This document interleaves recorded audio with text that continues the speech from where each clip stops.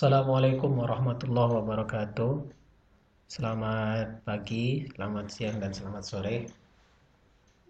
Kali ini kita akan melanjutkan lagi perkuliahan kita tentang kelarutan, di mana di pertemuan sebelumnya kita sudah membahas secara singkat tentang kelarutan dan apa saja yang mempengaruhi kelarutan zat padat dalam cair atau gas dalam cair.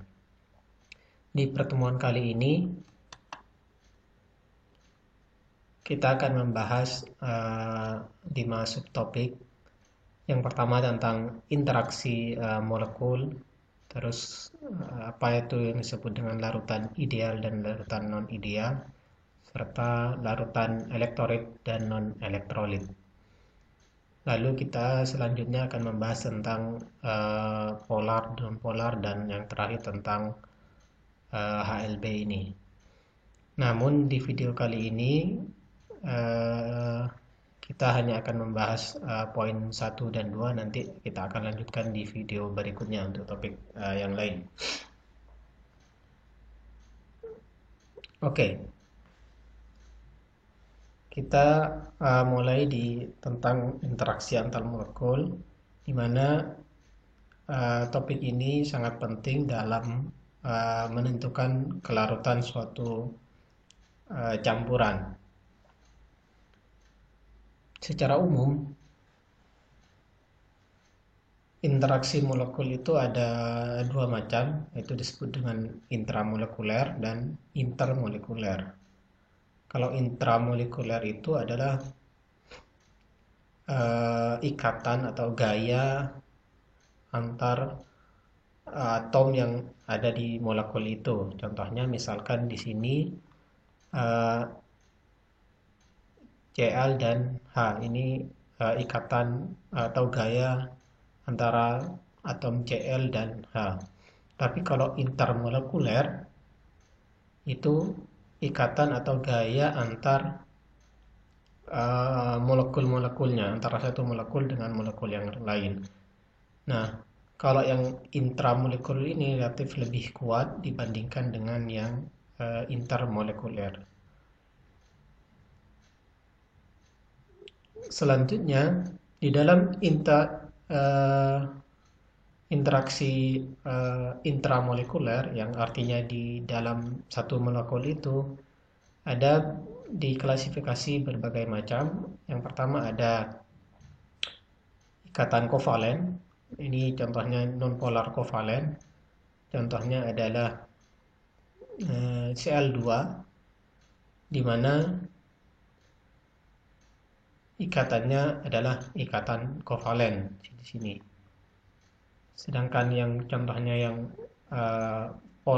kovalen polar, itu contohnya adalah HCl. Semuanya ini adalah ikatan kovalen antara H dan Cl, seperti yang kita bahas di kimia dasar mungkin.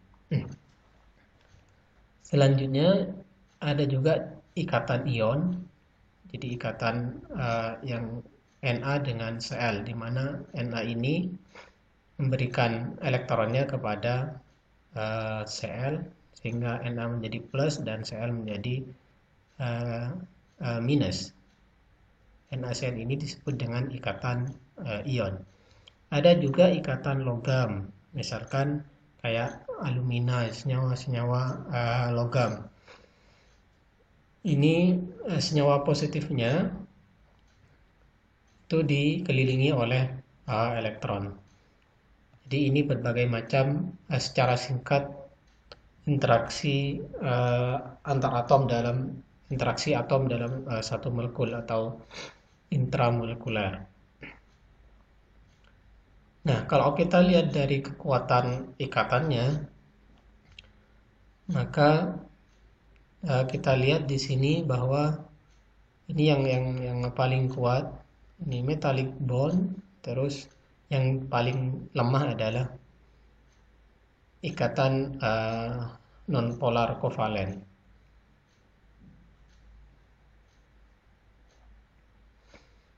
Selanjutnya, interaksi intermolekuler itu ada dibagi menjadi 3 macam.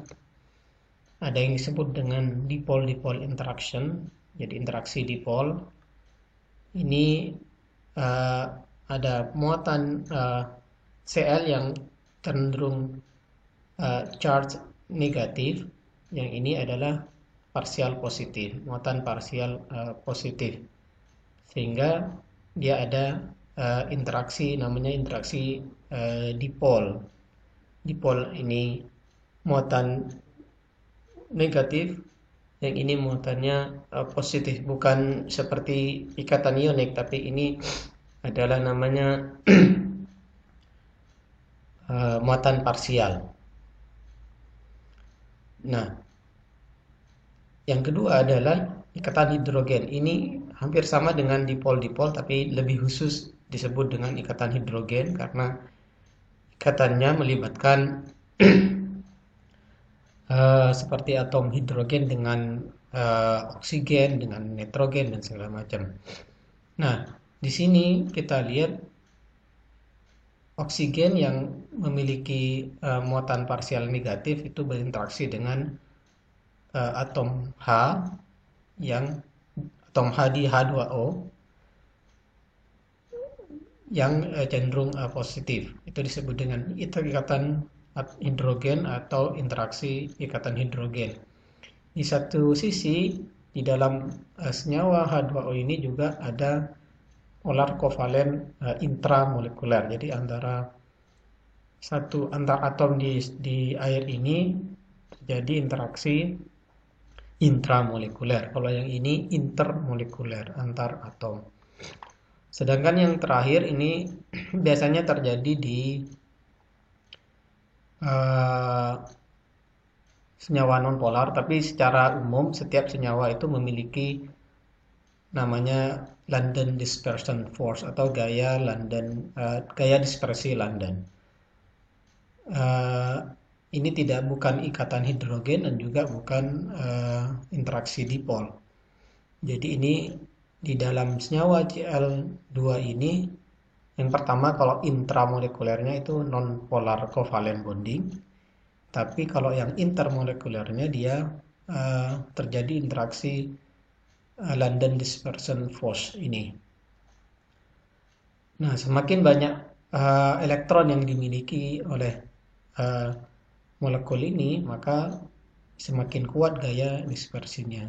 Contohnya misalkan kalau kita bandingkan Br2 itu lebih besar interaksi London dispersionnya ini dibandingkan dengan Cl2 ini.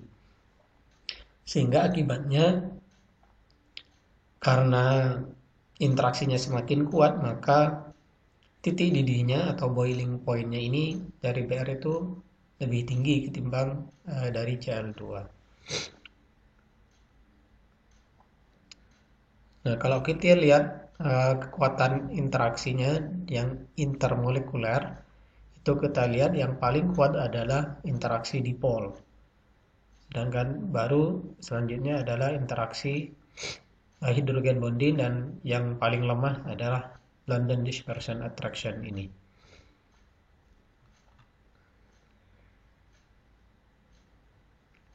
Nah, sekarang kita lihat ada 3 contoh di sini apa saja interaksi yang ada di dalam molekul ini. Yang pertama contohnya adalah H2S. Di molekul H2S, di sini yang pertama karena setiap molekul itu secara default memiliki London dispersion force-nya, tapi dia juga memiliki dipol-dipol interaction ini seperti ini.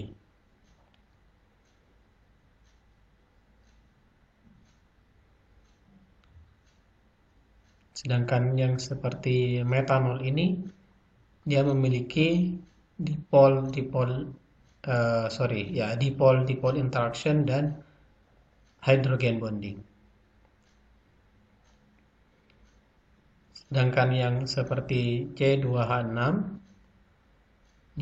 ini senyawa relatif nonpolar, dia tidak memiliki ikatan hidrogen ataupun dipol interaction, tapi dia hanya memiliki London dispersion force-nya. Jadi antara satu molekul dengan molekul lain. Kalau di intramolekulernya tentu ini ada seperti ikatan kovalen. Rata-rata semuanya adalah ikatan kovalen kalau antar satu molekul ini.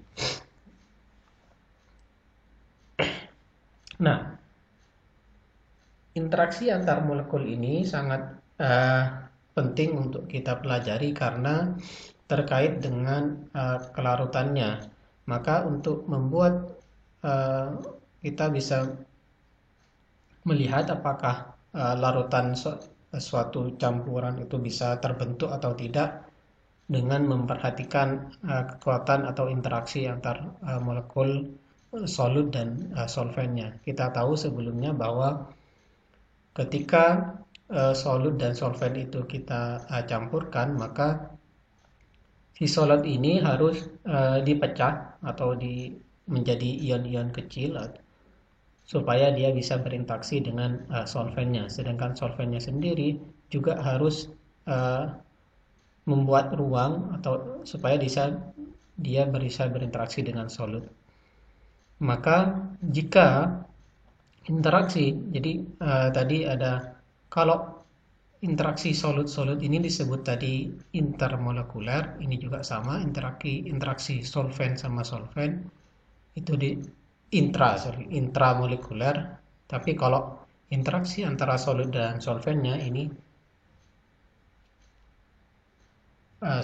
kalau dalam beda molekul tetap intermolekuler.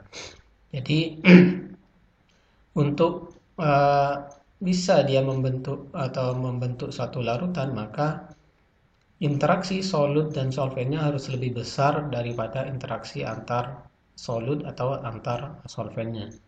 Baru dia akan membentuk suatu larutan atau minimal sama dengan. Tapi jika interaksi ini lebih rendah dibandingkan interaksi antar solut dengan solut atau solut dengan solut atau solvent dengan solvent, maka itu tidak terbentuk suatu larutan.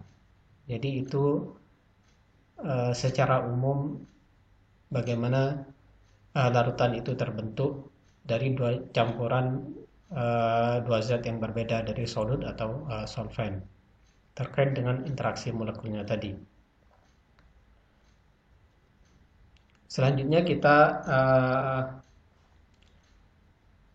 akan membahas tentang topik berikutnya, yaitu tentang larutan ideal dan larutan non-ideal.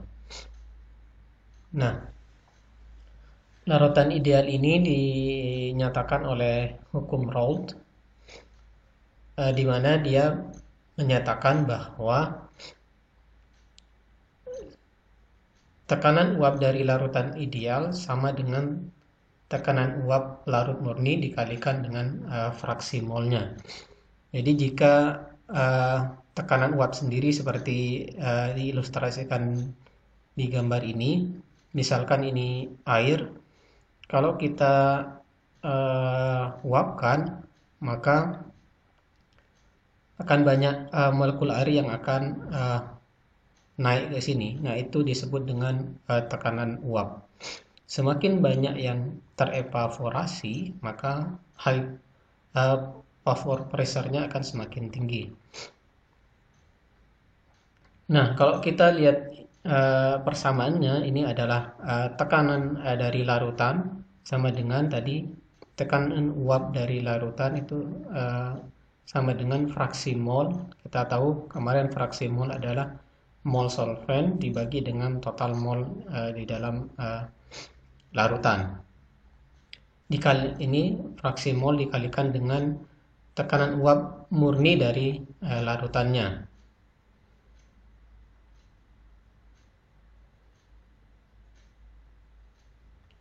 Kalau misalkan larut atau solventnya lebih dari 1, maka tinggal ditambahkan secara umum atau tinggal dijumlahkan.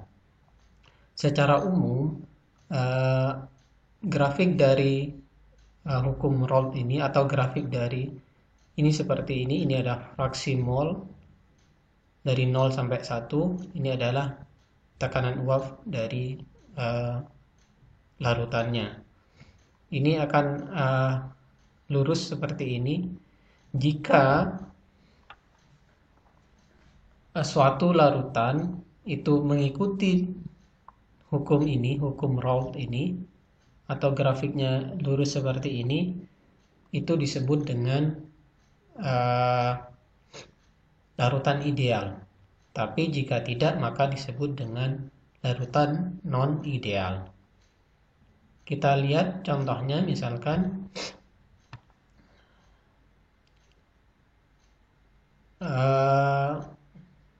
di sini kita lihat hitung expected vapor pressure pada suhu 25 derajat Celcius dari suatu larutan yang disiapkan dengan melarutkan 97,4 gram sugar atau sukrosa, gula. Ini MR-nya. Ya, gula dilarutkan dalam 453 ml air. Sedangkan densitas atau massa jenis air itu 1 gram per mililiter, dan vapor pressure murni airnya adalah 23,76 mm Hg.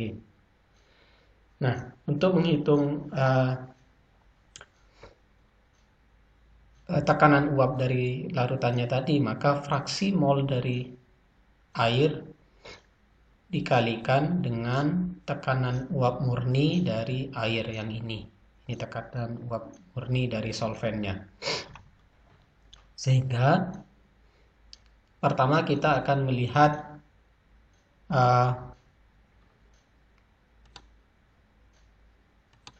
menghitung fraksi mol airnya dulu.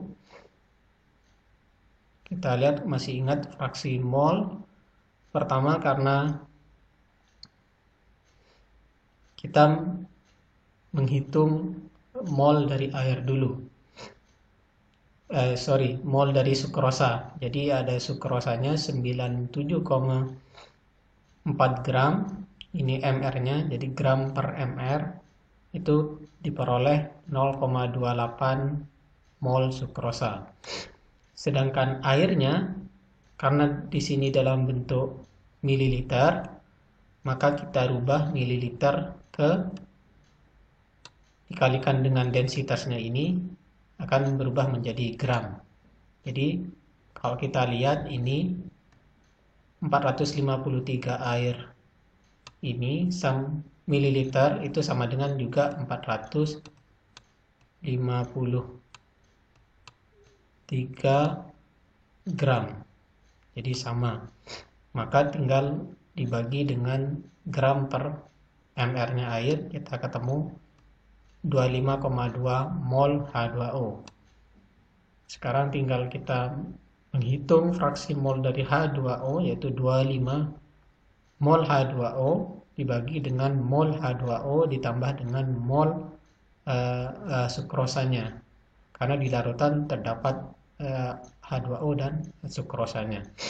Sehingga kita peroleh ini 0, mungkin 0, artinya 0,989.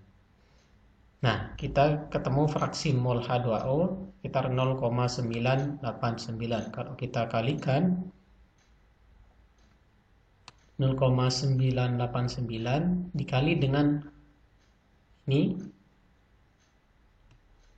tekanan uap air murni solvennya, maka ketemu tekanan uap dari larutan sama dengan 23,5 mm Hg. Nah, itu cara menghitung tekanan uapnya. Contoh yang kedua, misalkan di sini silakan hitung tekanan uap dari suatu larutan, misalkan 10 ml gliserol ditambahkan ke dalam 500 ml air pada suhu 50 derajat Celcius. Pada temperatur ini, tekanan uap air sama dengan 92,5 torr. Jadi yang ini pakai milimeter Hg, yang ini pakai torr, itu satuan pressure. Dan densitasnya sekitar 0,988 gram per mililiter. Sedangkan densitas dari gliserolnya 1,2 gram per mililiter. Gimana cara menghitung tekanan uapnya? Pertama kita menghitung mol dari masing-masing senyawa ini, dari air dan gliserol. Yang pertama kita menghitung mol dari gliserolnya. Tadi gliserolnya ada 10 ml gliserol, sedangkan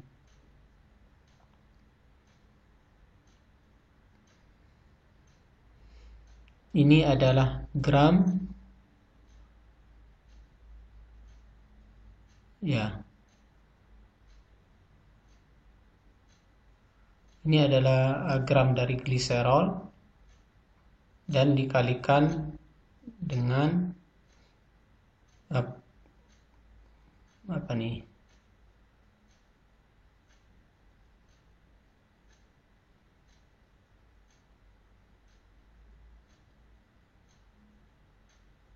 mR. Jadi dari mR, ini mR-nya gliserol, ini mR-nya air, ya. Benar. Yang mililiter ini dirubah dulu menjadi gram, yang ini. Sama seperti tadi. Ini dari mililiter dirubah menjadi gram. Sama ini juga yang air. Ini dirubah menjadi gram dengan mengalihkan mililiternya dengan densitasnya. Setelah itu baru dibagi dengan mR, dengan mR-nya ini, sehingga akan ketemu mol gliserolnya 0,137, sedangkan yang air 27,4. Nah sekarang fraksi molnya kita hitung. Fraksi mol air dibagi dengan mol air dibagi dengan mol gliserol ditambah dengan mol air, maka kita ketemu fraksi mol larutannya dikali dengan tekanan uap murni dari air, maka kita ketemu tekanan uap dari larutannya itu sama dengan 92,0 torr satuannya. Jadi itu contoh untuk menghitung tekanan uap dari suatu larutan. Nah, selanjutnya kalau misalkan kita memiliki lebih dari satu larutan solvennya, maka ini tinggal dijumlahkan. Misalkan kita punya tadi contohnya satu larutan, itu tinggal fraksi mol kali tekanan uap murninya. Tapi kalau lebih dari satu, maka tinggal dijumlahkan seperti ini. Contohnya misalkan grafik ini tentang larutan ideal. Jadi ini partial pressure solvent A, sedangkan ini yang solvent B. Maka kalau kita, dan yang hijau ini adalah vapor pressure dari larutannya. Jadi dia lurus. Jika vapor pressure-nya mengikuti hukum dari Raoult ini, maka dia disebut dengan larutan ideal. Biasanya itu antara non-polar dan polar biasanya. Contohnya misalkan benzen dengan toluen dan segala macam. Tapi jika power pressure-nya ini di atas atau lebih besar ketimbang larutan larutan ideal ini seperti ini, ada di atasnya. Ini di atas dari vacuum roll ini, maka itu disebut larutan non ideal, baik di atas ataupun juga di bawah seperti ini. Nah, kalau dia biasanya kalau dia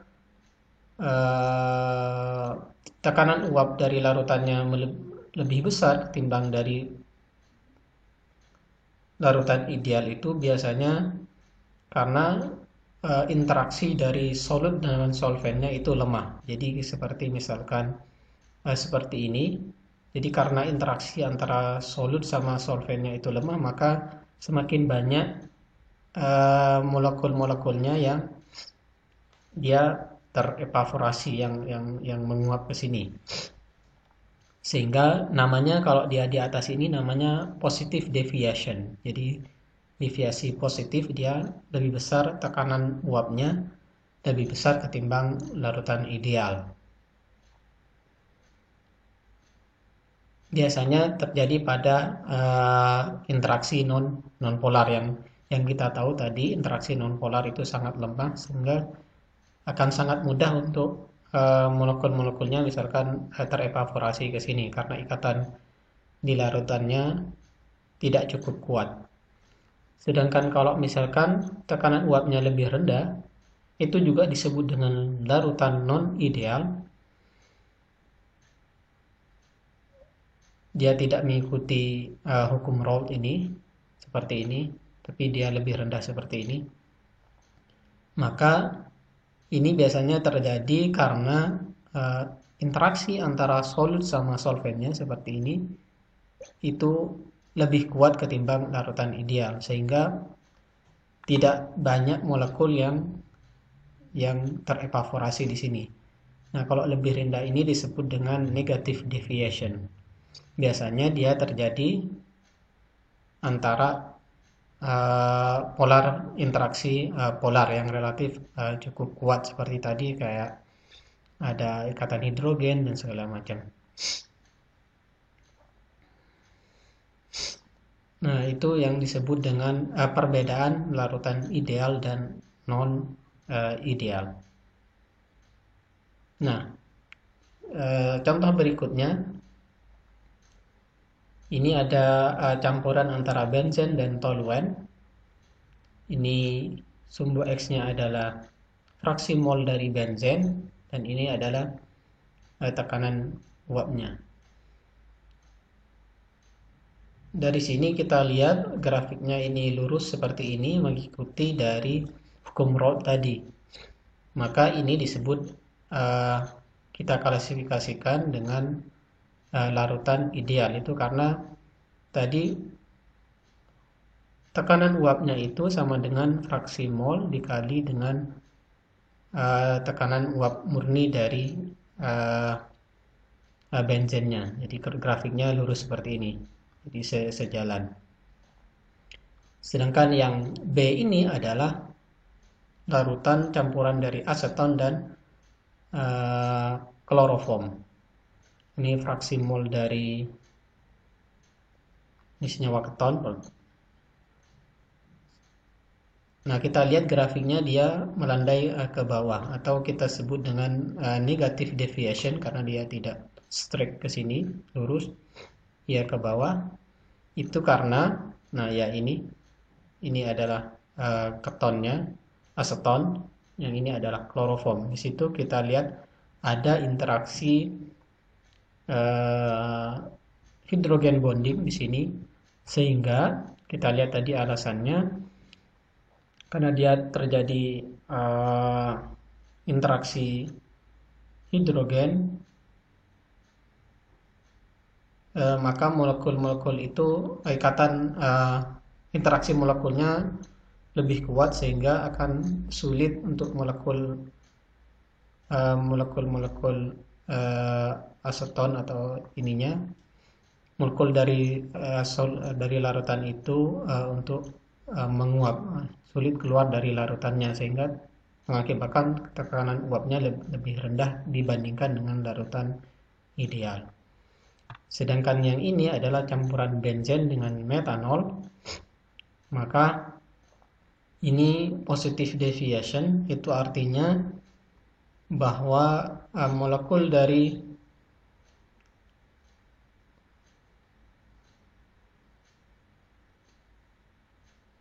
karena di sini tidak ada ikatan hidrogen, maka dia akan lebih mudah keluar, si bensinnya mudah terevaporasi dan tekanan uapnya akan semakin tinggi dibandingkan dengan